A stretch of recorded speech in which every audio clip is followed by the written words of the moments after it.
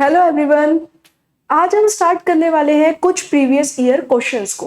Previous year questions हम देखेंगे, वो हमारे टॉपिक क्या होगा पहले हम देखते हैं उन प्रीवियस ईयर क्वेश्चंस के। तो हमारे पास टॉपिक रहेंगे टीचिंग एप्टीट्यूड से, रिसर्च एप्टीट्यूड से, कम्युनिकेशन से, पीपल डेवलपमेंट एनवायरनमेंट से and higher education and reasoning से कुछ क्वेश्चंस रहेंगे। तो आपको टॉपिक्स तो पता चल गए। पूरी सीरीज में 30 क्वेश्चंस रहेंगे और आप लोगों को देखना है कि 30 में से आप कितने मार्क्स गेन कर रहे हैं।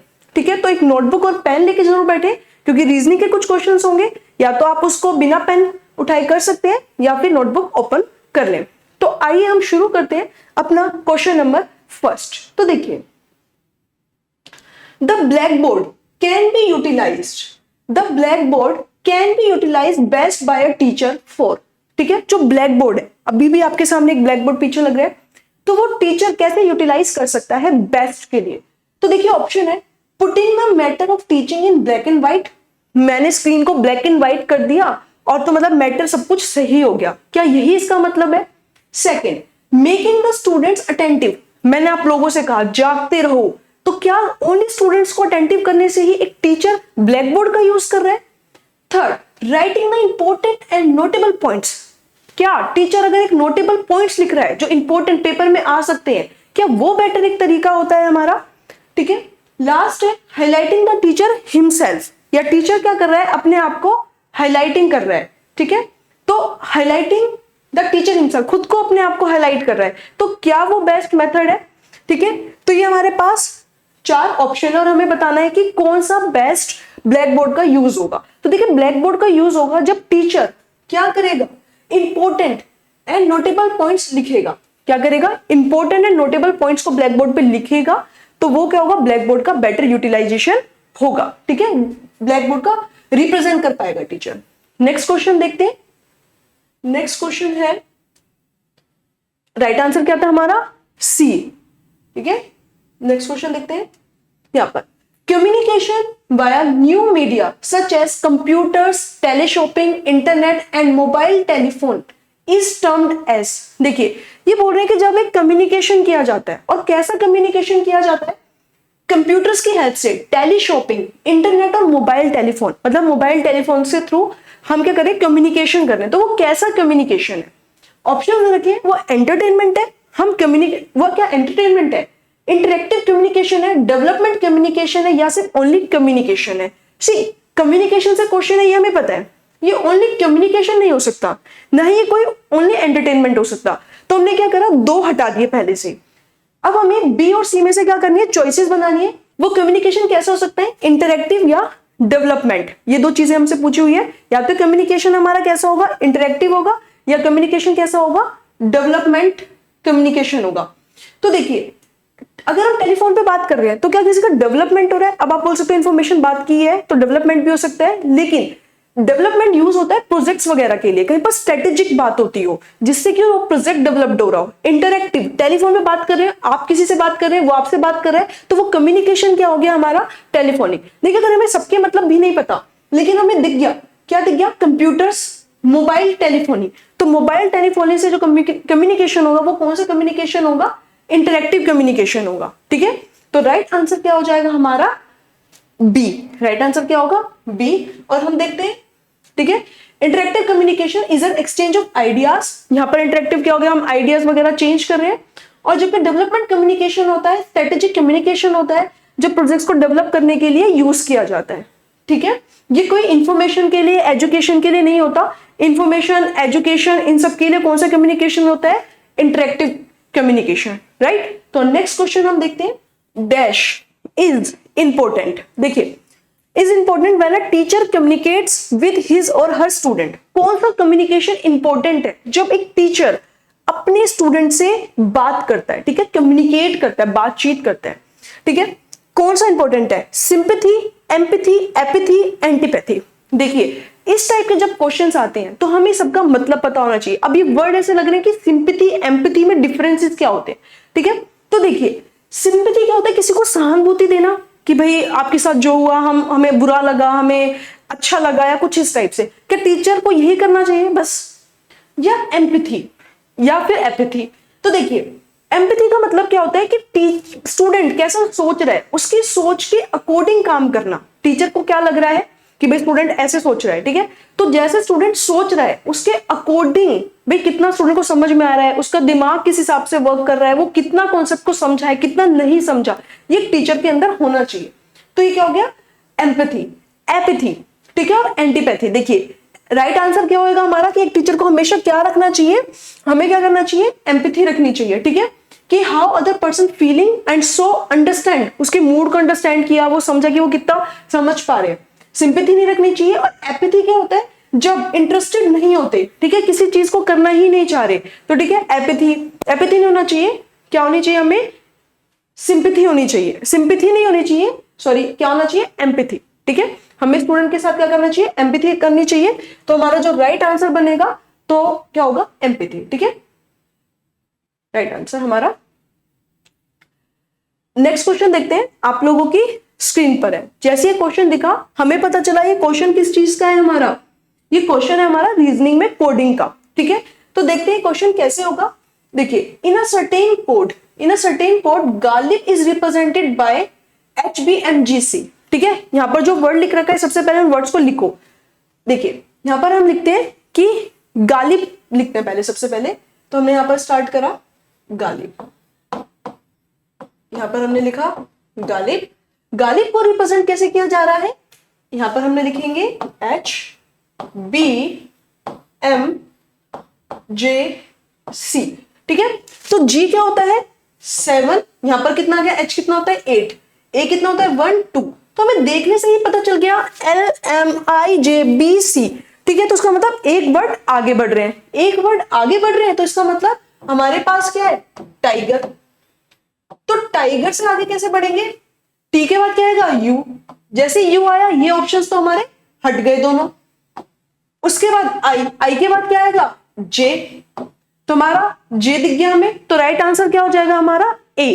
देखिए कुछ क्वेश्चंस होते हैं जो कि हमें बहुत जल्दी से पता लग जाते हैं, इस पर टाइम वेस्ट नहीं करना होता, फटाफट से पता चला आगे बढ़िए, नेक्स्ट क्वेश्चन करते हैं, ठीक है। तो इस टाइप के कुछ क्वेश्चंस होते हैं। नेक्स्ट क्वेश्चन आप लोगों की स्क्रीन पर है, ये किससे है, नंबर सीरीज से। तो नंबर सीरीज का क्वेश्चन हम सॉल्व करते हैं। देखिए जब भी कभी नंबर सीरीज के क्वेश्चंस आ जाए पहले ना माइंड को रिलैक्स कर लें, क्योंकि जब मेरे पेपर में ऐसा क्वेश्चन आया तो मैंने पता नहीं कौन कौन सी कैलकुलेशन कर दी। तो मैं इसका एक फंडा बताती हूँ, एक तो माइंड को थोड़ा सा रिलैक्स रहने दें और उसके बाद कैसे अटेम्प्ट करें उस क्वेश्चन को। देखिए सबसे पहले आप लिख लेते हैं, यहां पर जो सीरीज दी हुई है उसको लिखो। जैसे मैंने यहां पर लिखा 40 120 60 80 60 180 है, उसके बाद 90 डैश 135, ये मेरे को दी हुई है एक सीरीज, ठीक है। तो आप देखिए 40 से 120 कैसे आया। देखिए चार चीजें होती है हमारे पास, या तो कोई सीरीज प्लस हो रही होगी, माइनस हो रही होगी, डिवाइड हो रही होगी, या मल्टीप्लाई हो रही होगी। जब जो नंबर है वो एकदम से इंक्रीज हो रहा हो, ठीक है, 40 से कितना हो गया डायरेक्ट 120 हो गया, तो नंबर क्या हो रहा है, एकदम से इंक्रीज हो रहा है। जब कोई इस टाइप की सिचुएशन होती है तो उसका मतलब मल्टीप्लाई हो रहा है, ठीक है। डिवाइड होता तो कम होता, मल्टीप्लाई। तो मैंने देखा कितने से मल्टीप्लाई हो रहा है, मल्टीप्लाई बाय 3। 60 180 कितने से हो रहा है, मल्टीप्लाई बाय 3। तो 90 कितने से मल्टीप्लाई होगा, सेम पैटर्न फॉलो होगा 3। तो हमने इसको मल्टीप्लाई किया, कितना आ गया हमारा 270। फिर हम देखेंगे 270 कितना आ गया आंसर हमारा, 270 ऑप्शन में है, यस है। तो हमारा राइट आंसर क्या हो जाएगा, ऑप्शन बी। तो हम देख लेते हैं हमारा राइट आंसर क्या है, ऑप्शन बी है, ठीक है, right answer option B. Next question हम देखते हैं, the mean of 4 number ABCD is 100, if C 70 then the mean of the remaining number is। ये हमसे क्वेश्चन पूछा हुआ है। तो देखिए सबसे पहले जैसे जैसे क्वेश्चन पूछा हुआ है वैसे वैसे हम उसको लिख लेते हैं, ठीक है। जैसे देखिए इसमें क्या बोला हुआ है कि मीन दे रखा है 4 नंबर्स का ABCD 100, तो मैंने यहां पर लिखा A small a B C plus D, कितना दे रखा है 100 दे रखा है। बात किसकी की हुई है, मीन की। तो मीन है तो यहां पर क्या लिख देंगे, 4 से डिवाइड होगा, 4 नंबर का दे रखा है ABCD का। तो यहां पर ABCD कितना आ गया, यहां पर AB plus C plus D equals to कितना आ गया 400। सी की वैल्यू कितनी दे रखी है, देखिए सी की वैल्यू दे रखी है 70, तो यहां पर हम लिखेंगे A plus B plus 70 plus D equals to 400। तो यहां पर कितना आ गया A plus B plus D equals to 400 में से 70 लेस करेंगे कितना आ जाएगा हमारे पास 3, कितना आएगा 330। ठीक है, हमें क्या पूछा है रिमेनिंग का ए बी डी का, तो देखिए ए बी डी यहां पर किससे डिवाइड करोगे 3 से, कितना दे रखा है 330, तो इसका मीन कितना हो जाएगा हमारा, इसको यहां पर भी ये किससे होगा 3 से डिवाइड होगा, तो यहां पर कितना आ जाएगा हमारे पास a plus B plus D equals to 110। ठीक है, ये आंसर कितना आएगा हमारा 110 आएगा। ठीक है, यहां पर हम इसको इस टाइप से देख सकते हैं कि ए बी डी जो 330 है वो कितने का है 3 का है, और यहां पर भी कितना रहेगा 3, तो यहां पर कितना आंसर आ जाएगा हमारा, यहां से इस टाइप से हम काट लेंगे 110 आ जाएगा। ठीक है, यहां तो ए बी डी है इस वजह से 3 लिख दिया। ठीक है, वैसे 330 में से 3 को डिवाइड करोगे कि 3 का निकालना है तो कितना जाएगा 110। तो हम देखते हैं कि 110 हमारे ऑप्शन में है हमारे ऑप्शन में, तो राइट आंसर देखते हैं हम, राइट आंसर हमारा कितना हो गया ऑप्शन डी। ठीक है, नेक्स्ट क्वेश्चन देखते हैं हम। यहां पर देखिए नेक्स्ट क्वेश्चन आप लोगों की स्क्रीन पर है, देखिए Bengal gazette the first newspaper in India was started इन 1780 बाय। देखिए कई बार क्या होता है, और ये बहुत बार होता है कि हमें एक जो क्वेश्चन होता है ना वही कई इंफॉर्मेशन दे देता है, तो ऐसी इंफॉर्मेशन को भी हमें नोट करना चाहिए। जैसे इसमें बोल रखा है कि बंगाल गैजेट फर्स्ट न्यूज़पेपर था इंडिया का, पहली चीज हमें पता चल गई कि फर्स्ट न्यूज़पेपर कौन सा था, बंगाल गैजेट था। जो स्टार्ट कब हुआ था 70-80 में, दो इंफॉर्मेशन पता चल गई कि 70-80 में स्टार्ट हुआ था, बंगाल गैजेट नाम था, और हमारा क्या था न्यूज़पेपर था।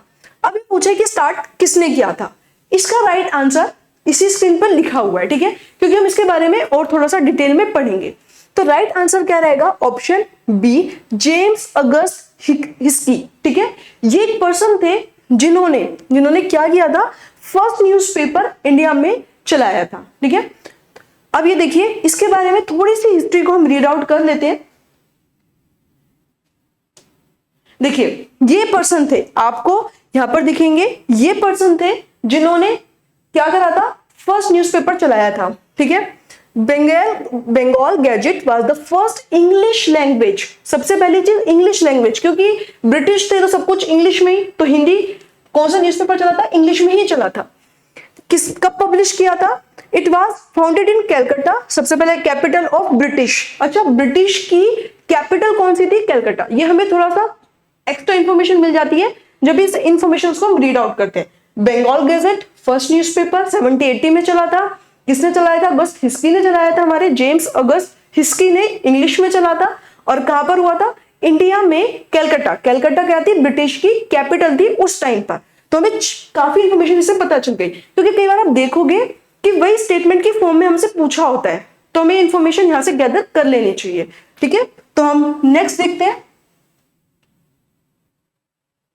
देखिए नेक्स्ट क्वेश्चन स्क्रीन पर है, क्या दे रखा है, in the process of communication which one of the following is the chronological order. देखिए क्रोनोलॉजी क्या होता है कि पहले चीजें कैसे आती हैं, जैसे काम को क्रोनोलॉजी में करना कि पहले ये करना है, फिर ये करना है, फिर ये करना है। जैसे पहले मटेरियल को पढ़ना है, सब्जेक्ट मटेरियल हमने पढ़ लिया, उसके बाद हमने प्रीवियस ईयर क्वेश्चंस लगाए, फिर हम प्रैक्टिस कर रहे हैं, तो ये क्या होगा क्रोनोलॉजिकल, कि हमें पढ़ाई स्टार्ट कैसे करनी चाहिए। जैसे कुछ बच्चे पहले स्टार्ट करते हैं प्रीवियस ईयर क्वेश्चन से, ठीक है, तो सबकी क्या है क्रोनोलॉजिकल, मतलब पहले ये पहले ये पहले ये, तो ये काम कैसे करना है।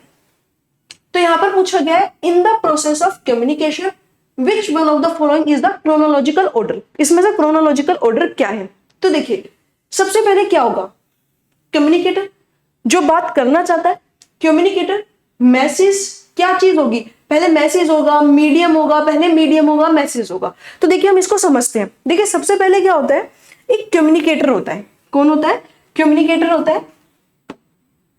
देखिए कम्युनिकेटर हो गया, ठीक है, वो क्या करेगा, मैसेज लिखेगा, ठीक है, उस मैसेज को क्या करेगा, एनकोड भी करेगा।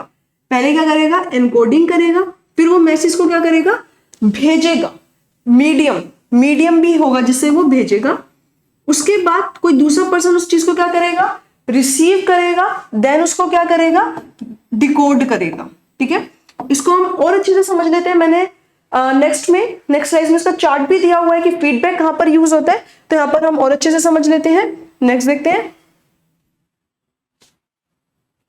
देखिए, सेंडर हुआ जिसको मैसेज भेजना है। आप इस चीज को ना सिंपली एक वे में समझिए कि आपको व्हाट्सएप पे किसी को मैसेज करना है। आप क्या हो, सेंडर हो। आपने क्या किया, एनकोड मतलब आप क्या भेजना चाहते हो। आप स्माइली भेजना चाहते हो, आप सिंबल भेजना चाहते हो, स्माइली प्लस सिंबल दोनों का यूज करना चाहते हो, मैसेज लिखना चाहते हो, तो आपने उसको अपनी लैंग्वेज में लिखना चाहते हो, हरियाणा, पंजाबी, जो भी आपकी लैंग्वेज है, तो वो क्या हो गया, एनकोड किया। ठीक है, एनकोड कर दिया और वो क्या बन गया, मैसेज आपने भेजा। भेजने के लिए क्या यूज हो गया, आपका चैनल यहाँ पर कौन सा था, जैसे व्हाट्सएप आपका एक मीडियम हो गया जहां से आपने उस चीज को भेजा। उसके बाद क्या होगा, रिसीवर, कि वो किसको मिला, जैसे मिल गया। उसके बाद मिलने के बाद देखिए कई बार क्या है, कुछ लोग डिकोडिंग को पहले लिखते हैं और कुछ लोग रिसीवर को, लेकिन जो मेन मेथड होता है वो यही बोलता है कि पहले आप चीज को रिसीव करोगे, देन ही उसको आप डिकोड करोगे। ठीक है, तो पहले आप उसको आपको मिला तभी तो आप उसको समझोगे, तो आपने रिसीव किया, देन उसको क्या किया, डिकोड किया। ये मेन यूज होता है। ठीक है, उसके बाद क्या हुआ है, डिकोड हुआ है। ठीक है, तो डिकोड करने का मतलब क्या हुआ, हमने उस चीज को समझ लिया। उसके बाद क्या होगा, यहां पर क्या हो सकता है, नॉइस मतलब शोर आ सकता है। जैसे जब आप मैसेज को भेज रहे हो या चैनल में सिग्नल नहीं आ रहा, या मैसेज आपने पूरा नहीं लिखा, या फिर रिसीवर को नहीं मिला। ठीक है, ये क्या होता है, नॉइस के रीजन होते हैं। और आप डिकोड करने के बाद वो क्या करेगा, फीडबैक, रिप्लाई करेगा। तो रिप्लाई को क्या हो जाएगा, फीडबैक। तो देखिए हम यहां पर देखते हैं कि प्रोसेस कम्युनिकेशन में क्या यूज हुआ, पहले कम्युनिकेटर यूज हुआ, उसने मैसेज भेजा, मैसेज लिखा, मीडियम से भेजा, देन उसने क्या किया, रिसीवर आ गया, और देन क्या हुआ, उसका इफेक्ट का मतलब यहां पर उसने अपना फीडबैक भेजा। तो राइट ऑप्शन क्या हो जाएगा हमारा, सी। ठीक है, राइट ऑप्शन क्या होगा, सी।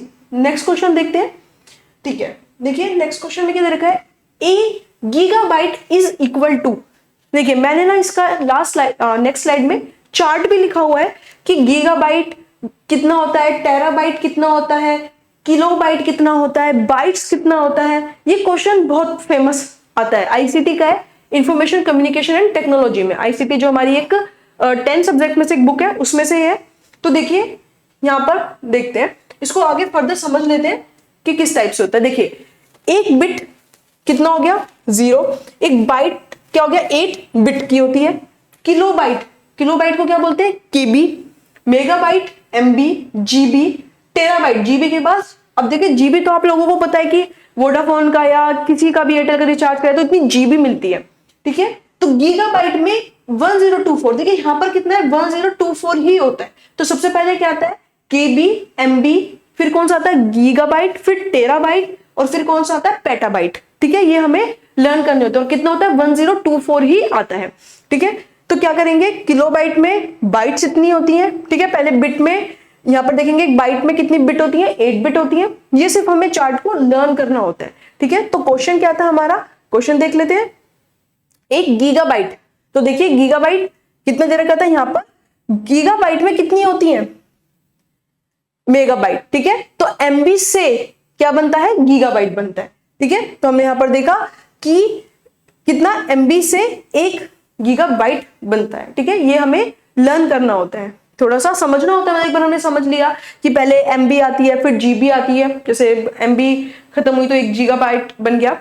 ठीक है, तो ये हमें याद करना होता है थोड़ा सा। नेक्स्ट क्वेश्चन देखते हैं। नेक्स्ट क्वेश्चन क्या है, Kyoto protocol is related to. देखिए प्रोटोकॉल्स क्या होता है कि जब भी कुछ लोग मतलब कुछ कंट्रीज आपस में मिलकर कुछ डिसाइड करती हैं कि भाई एनवायरनमेंट ऐसा कुछ हो रहा है या वो ओजोन डिप्लीटेशन हो रहा है, तो इसके लिए कुछ लोग मिलते हैं, कुछ देश मिलते हैं आपस में और डिसाइड करते हैं, प्रोटोकॉल होती है और अब हम ये फॉलो करेंगे। तो क्योटो प्रोटोकॉल जो थी वो किससे रिलेटेड थी, क्या वो ओजोन से थी कि जैसे ओजोन में क्या था, छेद हो रहे हैं, तो क्या ये उससे रिलेटेड थी, या हजार्डियस वेस्ट। जैसे देखिए कल हमने पढ़ा था कि जापान में मिनीमाटा डिसीज, ठीक है, कि जापान में क्या था, इंडस्ट्रियल वेस्ट किसके अंदर जा रहा था, नदियों में जा रहा था, ठीक है, जो रिवर्स थी, और रिवर्स के लोग, रिवर का जो पानी लोग पी रहे थे तो ऐसा हो गया था कि लोग पैरालाइज हो गए हैं, उनके हाथ पैर जैसे मोल्ड हुए पड़े हैं, ठीक है, मतलब काफी, मतलब मेन तो आप पैरालाइज समझ लीजिए, ठीक है। तो देखिए अब ये कि क्या हजार्डियस वेस्ट के ऊपर ये प्रोटोकॉल हुई थी, या फिर क्लाइमेट चेंज के ऊपर हुई थी, या न्यूक्लियर एनर्जी के ऊपर हुई थी, ये हमसे पूछा हुआ है। तो देखिए जो हुई थी हमारी वो हुई थी क्लाइमेट चेंज के ऊपर, ठीक है, कि हमें क्लाइमेट चेंज करना है। क्लाइमेट चेंज का मतलब यहाँ पर क्या आता, ठीक है, क्या है कि जैसे जैसे इंडस्ट्रीज बढ़ रही हैं तो वो ग्रीन हाउस गैस को काफी ग्रीन हाउस गैस का इमिशन बहुत ज्यादा है, ठीक है। जैसे ग्रीन हाउस गैस कौन सी होती है हमारी, CO2, कार्बन डाइऑक्साइड, मिथेन, ठीक है, ठीक है, ये कौन सी होती है हमारी, ग्रीन हाउस गैस होती है। तो इसको लेकर कि सारी कंट्री इसका इमिशन, ग्रीन हाउस गैस का इमिशन कम करे, तो ये इसके लिए क्योटो प्रोटोकॉल हुई थी। थोड़ा सा हम इसके बारे में और देख लेते हैं। देखिए आंसर क्या होगा, सी क्लाइमेट चेंज के बारे में हुई थी। ये इंटरनेशनल ट्रीटी थी, ठीक है, ये नहीं कि एक देश में थी, इंटरनेशनल थी, काफी कंट्रीज आपस में जाके मिली थी। ये एक्सटेंडेड थी 1992 में जो हुई थी, उससे उसको ही एक्सटेंड किया गया था क्लाइमेट चेंज के ऊपर, ठीक है, ग्रीन हाउस गैस इमिशन के ऊपर था, ठीक है। ये क्योंकि ग्लोबल वार्मिंग हो रही है, कभी ठंडा गर्म कुछ इस टाइप से रहता है, तो वो किसकी वजह से हो रहा है, ग्रीन हाउस गैस। और ग्रीन हाउस गैस क्या कर रहे हैं, इंडस्ट्रीज ज्यादा निकाल रही है, तो उसका इमिशन कम हो, कम से कम यूज, हमें क्या करना होगा, ग्रीन हाउस गैसेस को कम से कम प्रोड्यूस करना होगा, किनको, फैक्ट्रीज को। ये मेन डिसाइड किया गया था क्योटो प्रोटोकॉल में। तो ये किसके बारे में थी, क्लाइमेट चेंज के बारे में, ओजोन डिप्लीटेशन के बारे में नहीं थी, हजार्डियस वेस्ट के बारे में नहीं थी, मेन किसके बारे में थी, ये हमारी थी क्लाइमेट चेंज के बारे में, ठीक है। नेक्स्ट क्वेश्चन देखते हैं। इन सर्टेन कोड, देखिए यहां पर क्या दे रखा है, in a certain code teacher is written as, देखिए यहां पर हम जो भी दे रखा है बट लिख लेते हैं, सिंपली एक बार उसे आप लिख लिया करो, TEAC, यहां पर हमने लिखा टीचर। टीचर को कैसे लिखा जा रहा है, BGCEJ,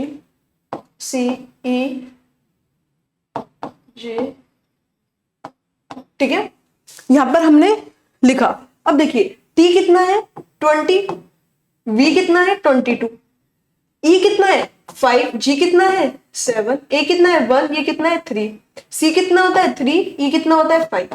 तो इतना सा लिखने से मुझे पता चल गया कि हर चीज कितने से बढ़ रही है, 2 से बढ़ रही है, 2 से बढ़ रही है। तो मुझसे क्या पूछा हुआ है, चिल्ड्रन, तो मैंने यहां पर देखा चिल्ड्रन, यहां पर मैंने लिखा क्या दे रखा है, चिल्ड्रन। अब देखिए सी कितना है 3 है, सी के बाद कितना है D और E, तो हमें पता है कि इन दोनों में से हमारा राइट आंसर हो सकता है।